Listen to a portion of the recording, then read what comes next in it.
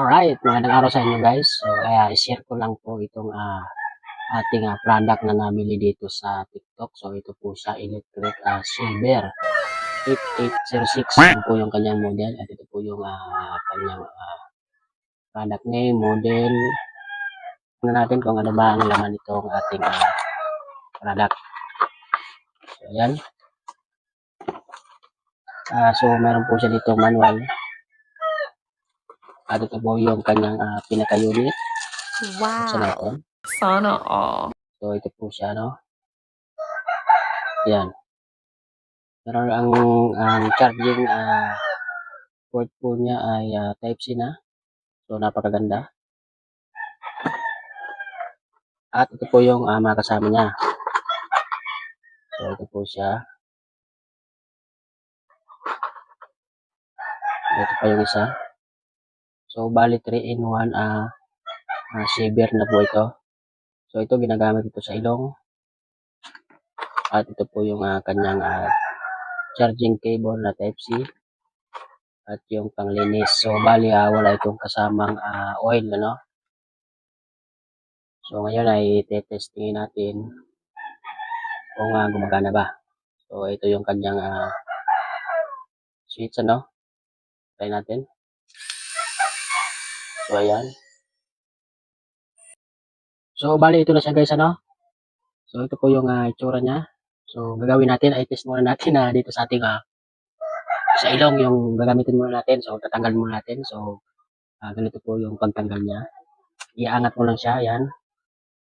At ikunin natin yung para sa ilong. So, ito po siya. So, bali ang pagkabit nito ay meron po siyang guide. Susundin nyo lang yung kanyang guide. Ayan, meron siyang parang kunya dyan. Yan yung ipapasok mo dito sa yan, parang kanal. Yan, ilalagay mo lang dyan. So, ayan. So, ayan, bali, titestingin na muna natin sa ating ilong. So, lalagyan muna natin siya ng oil. Dahil wala itong kasamang oil, ano? Yan. So, try natin. Dito sa ating ilong na. So, first time kong mag-aahit sa ilong, di ako sanay. No, no, no, no.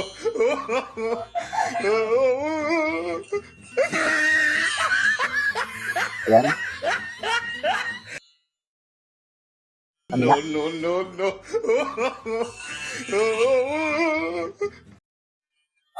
So, okay naman siya. Hindi naman siya sumasabit. Kaso lang kate. So, hindi talaga ako sanay.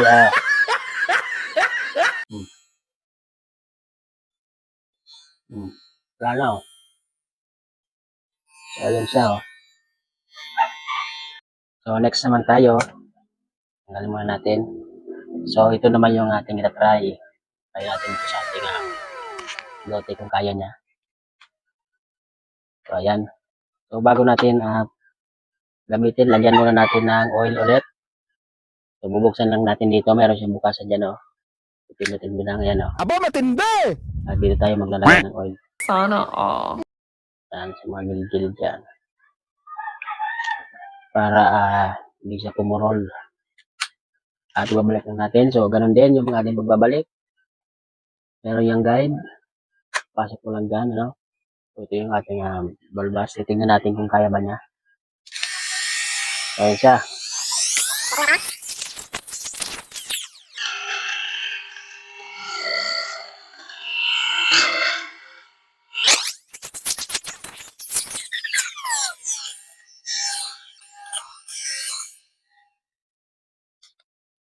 Hindi niya nasisimot.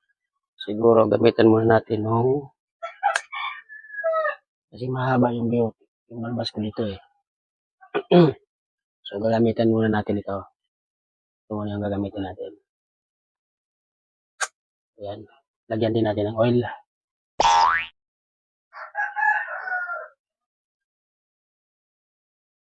Ayan.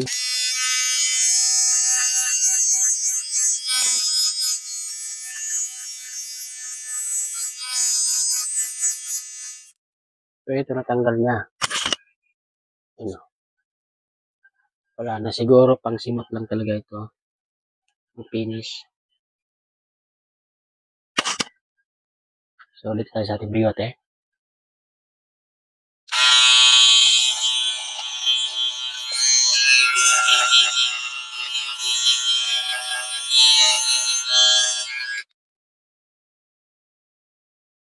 Tapos, ito na yung gagamitin nating pang finish. Ayan.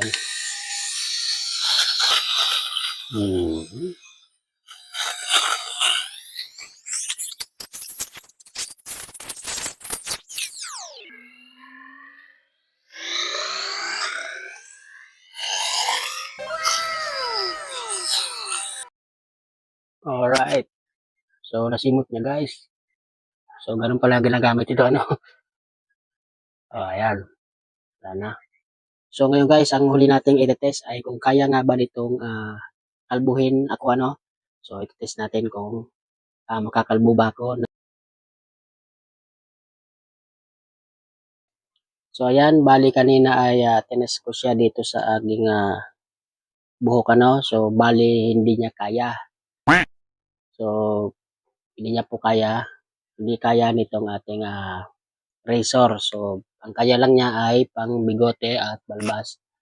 So, sa mga balak umorder po ng ganito, hindi po siya pwede dito sa buhok, ano, pang bigote lang at balbas. So, maglalagay tayo dyan ng link sa ating yellow basket at sa comment section po.